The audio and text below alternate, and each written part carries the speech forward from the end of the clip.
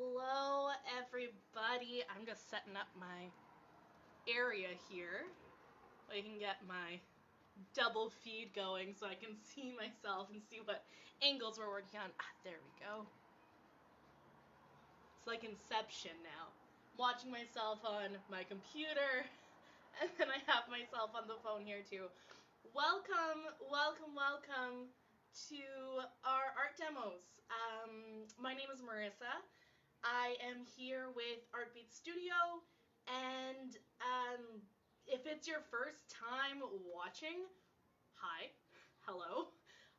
We've been doing this for, I would say, about 4 or 5 weeks now. This is one of those videos that just keeps it started as, us in the office together painting while we were still able to be together before social distancing started. And then now it's just us every day making art and continuing that community together. If you haven't heard of Artbeat Studio before, or you don't really know what we're about, Artbeat Studio is a non-for-profit charity, and we are just wanting to build community throughout each other. And Artbeat wants to really believe that healing and recovery and just all-around growth can come from the arts and come from making your mind clear and making it whole through that. We want to offer, studio spaces and opportunities that way. We want to offer community, and that's what we're doing through these videos. There's art videos all over the internet, and, some of them are of different levels of merits than others, but really we just want to make it feel like we're hanging out with you, and we are, inspiring you maybe to try a new different type of medium, or maybe one that you haven't visited for a long time, and just kind of explore it in that way. So to me, there are times when I cannot do art, and I feel at those times myself, I kind of feel like a little bit of a slump. If I, am not creating and I'm not producing something, which does happen, and artist block and just like writer's block and any type of hold on you, it does happen for sure. And those times, when I'm at Studio Central, which is our urban arts center, I find it so inspiring just to be by other people who are creating. And even if there's a time where myself, I just can't get it out of me and I don't like what I'm making, I'm still being around that creation and that inspiration, and it just helps. Even if it doesn't help later that day, it helps planting that seed to make myself make something maybe in the future, or even just looking at stuff.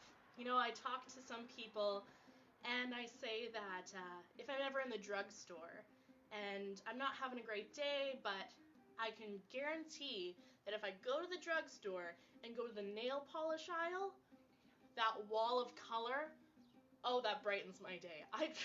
You wouldn't tell by how much gray and black I wear on a normal day, but looking at a wall of bright pigments and bright colors just lifts my spirits. And in a way it's art. Fashion is art. But that's a way that I could kind of relate to, being one way and then seeing something bright and being inspired from it. So that's my little shtick on it.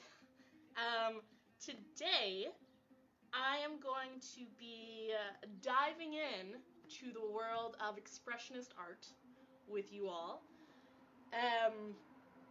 Expressionist art is, I think, a term that goes around a lot because it has been around for a while. There's abstract expressionism, and there is neo-expressionism, and then there's impressionism. And if I'm confusing you with all these isms, it's okay. Because today I watched a lot of videos just kind of talking about all the different types, and it's great to learn about art, and it's great to learn about art history. So let me share you some secrets of what I did today. But say hello quickly to all the people here watching at home. Hi guys, hope you're doing well. I see Win and Kevin and Tara. Hello everybody. Welcome to my home studio, which is my living room or bedroom, whichever day I'm feeling that day. But anyway, I digress. Expressionist art. So the expressionism that I'm gonna kind of go around today, I labeled today's workshop as expressionist line drawings. So that type of expressionist is that original one. It's way back in the beginning. It came around 1910, and it started and sparked off in Germany. So this group of German artists, they were, kind of just tired of how traditional art was made, and they were just thinking that, this is kind of what sparked into that, like, it's a type of modernist art, but that's what brought it into it. So they're tired of how, traditional art was very, rigid and to the point. They wanted more freedom, and they wanted to express themselves more. So a group of artists, you may know one of them. His name is Edvard Munch, which a lot of people say Munch, not like the author Robert Munch, but Munch. He created that painting that is very famous, but it's that painting of that man walking down a bridge, and he's just screaming. He invented this. He made the scream. That is one of the first expressionist paintings, and I find it really interesting because expressionism is made of rigid shapes and different forms. A lot of it can be very, grotesque and distorted, which I'm all for because I cannot draw a portrait to save my life. But it's all these grotesque forms and shapes, but it's just, internalizing what the artist feels. So, art is subjective, and there's many definitions of what a painting could mean. And I feel like the only person who could really tell it is the artist themselves, and we can't ask him. But to me, that painting the scream is, walking down the street and just internalizing all this crazed stuff going on. You just have to let it all out. I know a lot of, actually some of my friends who have kids right now, because their kids are staying home with them so much and they have so much energy. Some of my friends are letting their kids go outside for like 10 minutes and just letting it all out and screaming that way. So I'm a little jealous. Maybe I should start that one day. I don't know. I should tell my neighbors that I'm gonna do it before. I don't want to concern anyone. But that was one painting. So expressionism is showing that internal thought and that internal feeling, and there's really no rules. It doesn't have to be, a traditional proportion, and I feel like that's why I like it most, because my proportions are always off when I'm, either drawing a sketch of a building or drawing a sketch of a face, and they're always a little bit off and a little bit wonky, but that's okay, and that's the way I'm expressing myself in art. So to show you a couple of examples, we're going with distorted shapes. A lot of it is done with shadows and strong colors. So, like, printmaking is really great to show this as well. But we're going to do line drawings today, like I said. So, line drawings can be shown with different weights in them. So right here, I drew this a little while ago. This is about a line drawing of an older man with a beard, smoking a cigarette, I believe, but he's walking down an alleyway. And now, as you can tell, this alleyway looks like it's collapsing in him. And maybe that's what he's feeling. Maybe that's what this artist is feeling here. But this man's walking through. As you can see, if I go a little bit closer, I don't know if you can see it right on the camera, but if you can see, it's all done with lines, and the shading isn't done, blended. The shading is just going to be done through lines, through hatching, cross-hatching, putting more pressure on, putting less pressure. That's kind of how this was made. But, there's these buildings that are kind of narrowed in, and maybe he's walking through this, I don't know, alleyway that kind of feels like it's suffocating him, but he's coming through it, and he's coming through the end, and he's still, remembering the past. I don't know, that's maybe what I was feeling. But another form of of Expressionist art could be done through printmaking, like this here. So this is a print that I did of a dog. My past idea was it to be my dog that I did. He doesn't look this crazy in real life. He's very, very cute, though he does have a bit of an underbite. But this is done with printmaking. So again, you just have those flat lines, and there's nothing really to do with shading.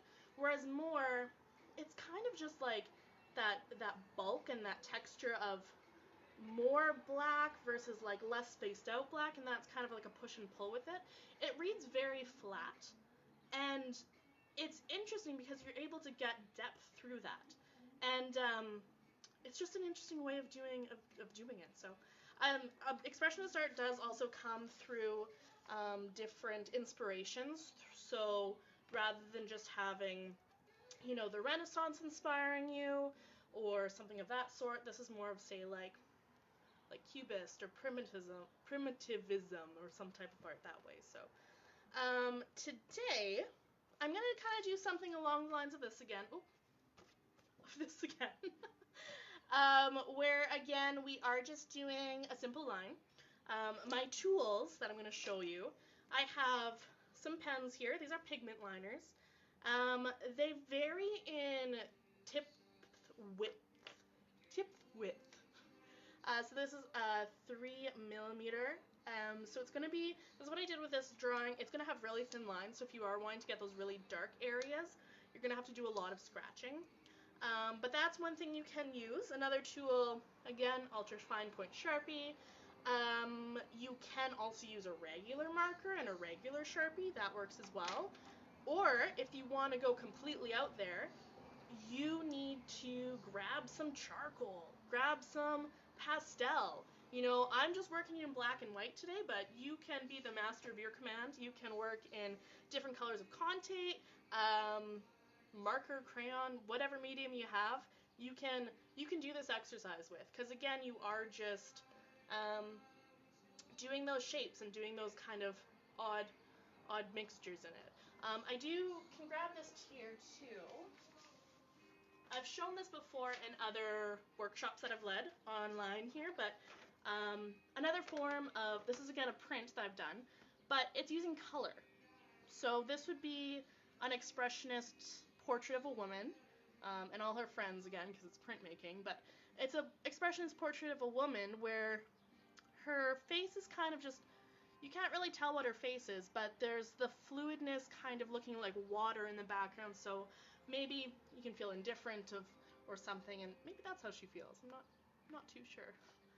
But today, actually, rather than using just a pointer or marker or something of that sort, I am going to use some nibs, because I had found these earlier today. So these are nibs. This is probably a better one to show, that you can use with ink pens and Indian ink or liquid acrylic. I've had some people use as well. And it's something interesting because, there's a process to it where you get to dip in the ink into your inkwell or whatever you have, and then, I don't know, some lines may come out thinner, some lines may come out thicker, because it's all about that process with the pen and the nib. So I think that's going to be kind of bringing in our Expressionist style into something maybe more futuristic, something more lines of with surrealism, which is French, but that is like the automatic portion of it. So automatism, I think that's what it's called, where the whole outcome is going to be reliant on the process. So let's all just mix these artist movements together and see what we come up with, because we are, again, like I said, the master of our commands. So I am going to flip you guys around and show you my workspace, and we'll get drawing together. So I'm going to just hopefully not lose you guys and do a little flip. Great. Perfect. You see my duct tape on the table, so it doesn't fall apart, because you never know. Sometimes things like that happen. Oop. So before I get you guys all dizzy, that should be good here. And then I'm going to... Oh, there we go. Okay, so I have my workspace here ready.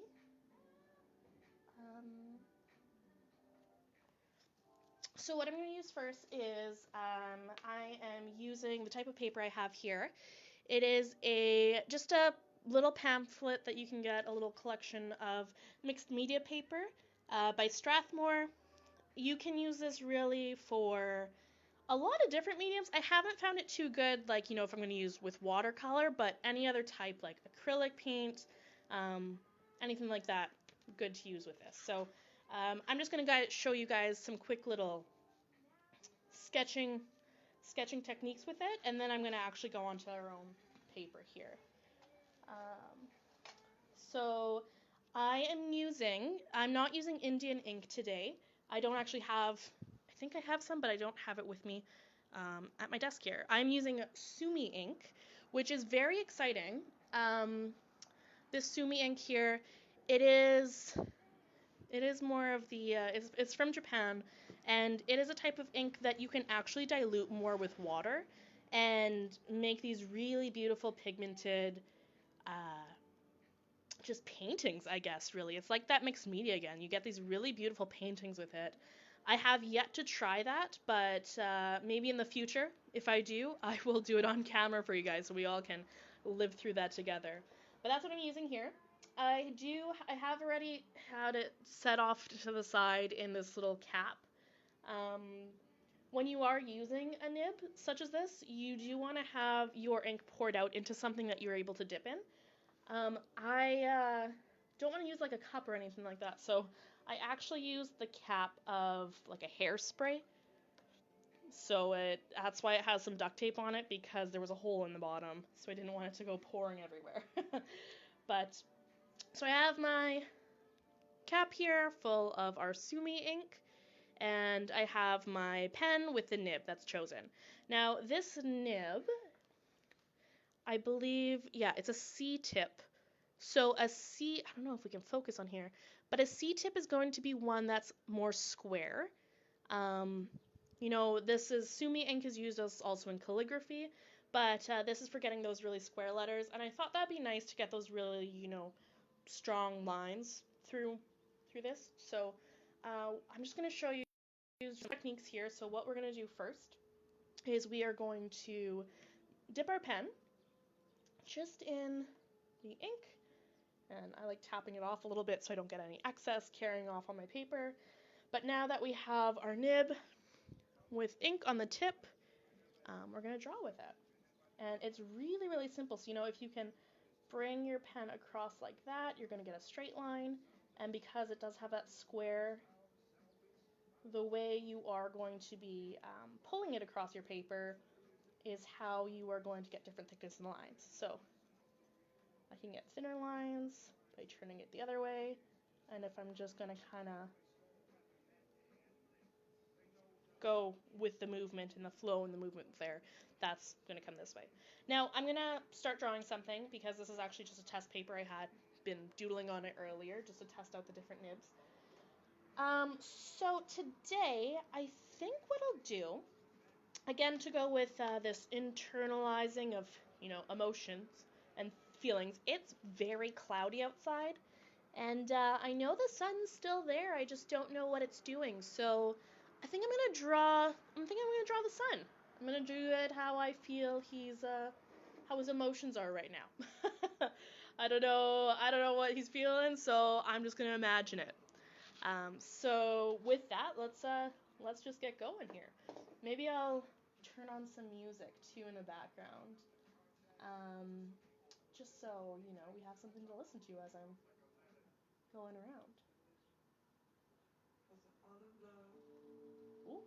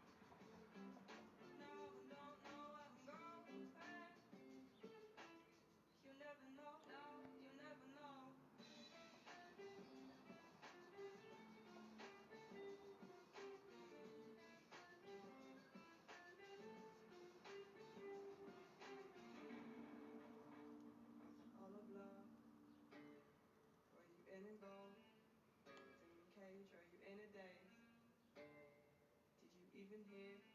When you say, was it like a dream? Were you in a goal? In a place felt something strong, but it's not alone. Your face ain't it strange after everything changed. If you were that place, I was feel the same. I was feel the same. I was feel the same. I was feel the same. I was feel go right and out.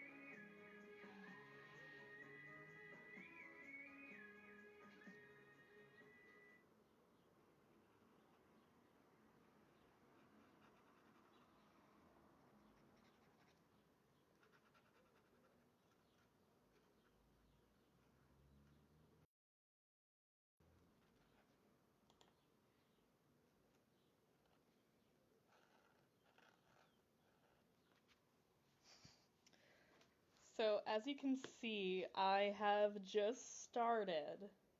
I started off with a sun, and now I'm just letting the drawing kind of evolve from that.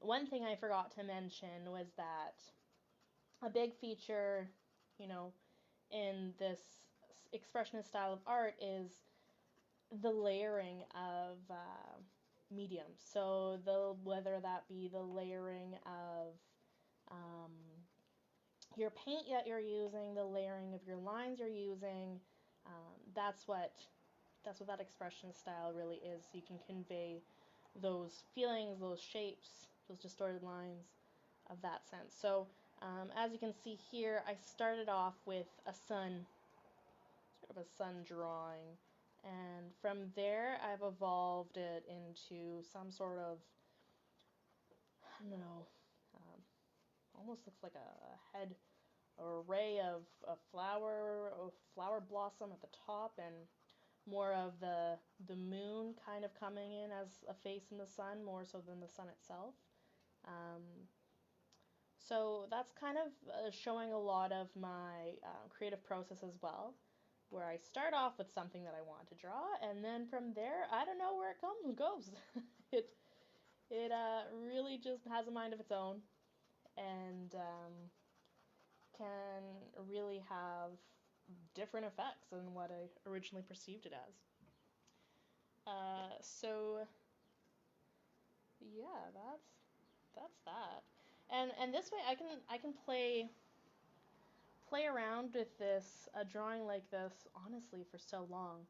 Um, that's when you can start making backgrounds through it. That's where you can start doing um, kind of patterns. I know a lot of times I will like replicate shapes that I've done, sort of coming up through this, and that'll just kind of evolve through those lines. Um, and then from there, it's just really creating kind of, I guess, like a sense of surrounding that I could be evoking through these lines. Since sort of the sense that, like, even the sun that I'm drawing, the sun character is probably feeling a little bit alone because he's just stuck behind the clouds. There's still that like presence around him, and there's still the shapes here. So that's kind of where I'm going with that. I'm drawing some fish around there. And again, really, I can play with this for a very long time. So I'll just show you up close. This is what I've been starting on. And just quickly here, I'll show you again another form of drawing just on my own paper here.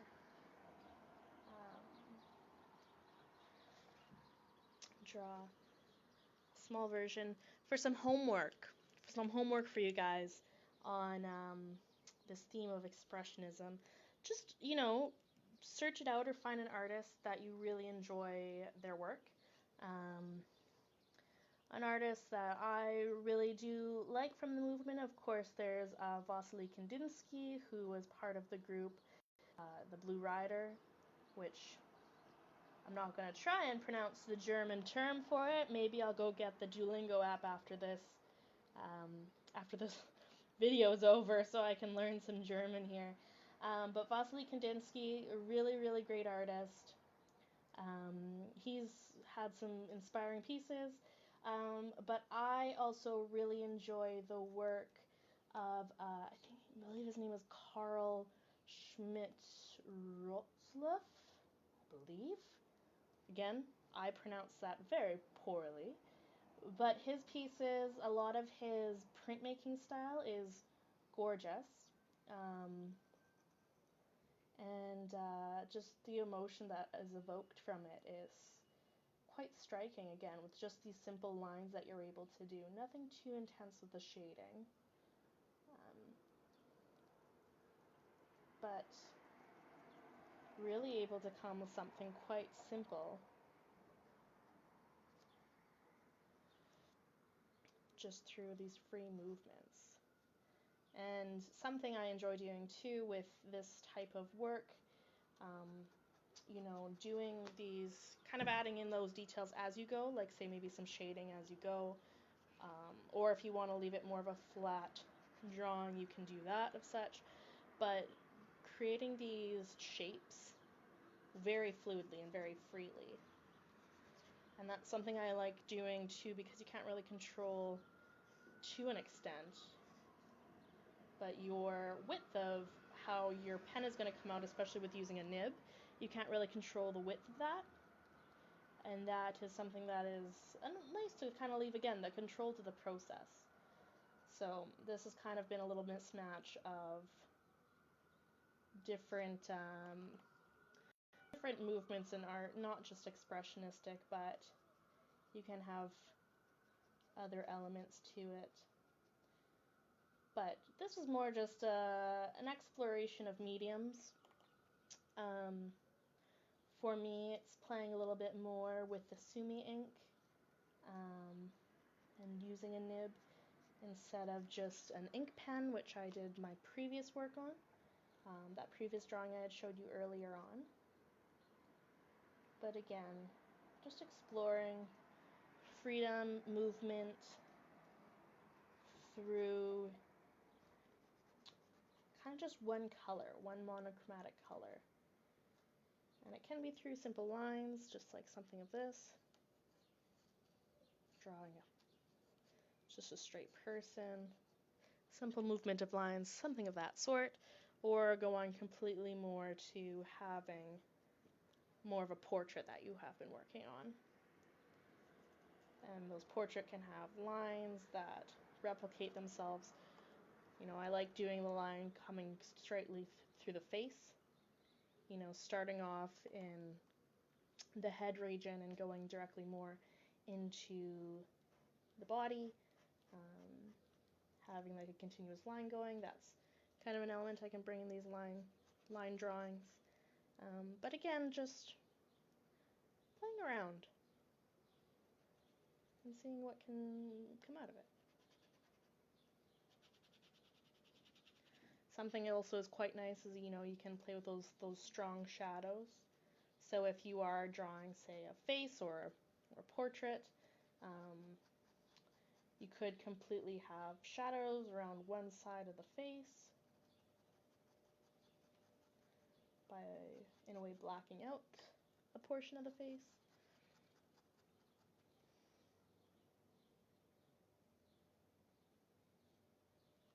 This maybe looks a little bit cartoony, but